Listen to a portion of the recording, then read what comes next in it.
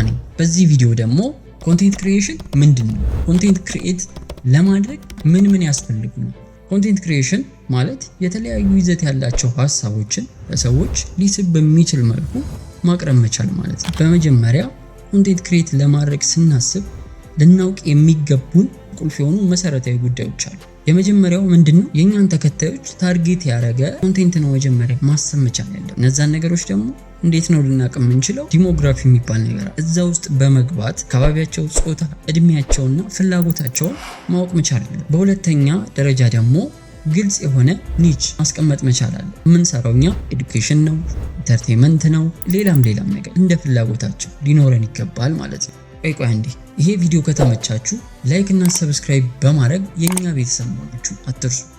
ሁልጊዜም የምንለቃቸው ቪዲዮዎች በፍጥነት እናንተ ጋር መድረስ እንዲችሉ ማለት ነው። በሶስተኛነት ደግሞ የሆነ እሴት ወይም ቫልዩ አድ ልናደርግ የምንችልበትን ኮንቴንት ማሰብ መቻል አለብን ማለት ነው። ከኛ ኮንቴንት ጋር አንድ አይነት የሆኑ ዙሪያችን የሚሰሩ ሰዎችን ሪሰርች በማድረግ በዛ ጉዳይ ላይ ያልተሰሩ ነገሮች ካሉ፣ ክፍተት ካሉ ያንን የምናየውን ክፍተት በመጠቀም እዛ ጉዳይ ላይ መስራት መቻል ማለት ነው። በመጨረሻ ደግሞ የራሳችን የሆነ ብራንድን ቀጣይነት ባለው መልኩ መገንባት መቻል አለብን።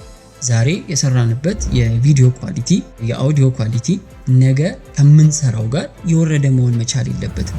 በቪዲዮም በአውዲዮም የተሻለ የሆነ እያሳደግን ወጥነት ባለው መንገድ መስራት መቻል አለብን ማለት ነው። ኮንቴንት ክሬት ልናደርግ በምናስብ ሰዓት ሁልጊዜም ቢሆን በተለይ የኛ ኢንተረስት የኛ ፍላጎት ያለበት ጉዳይ ላይ በትክክል ሪሰርች ሰርተን የምንሰራ ከሆነ ውጤታማ የመሆን እድላችን በጣም ሰፊ ነው።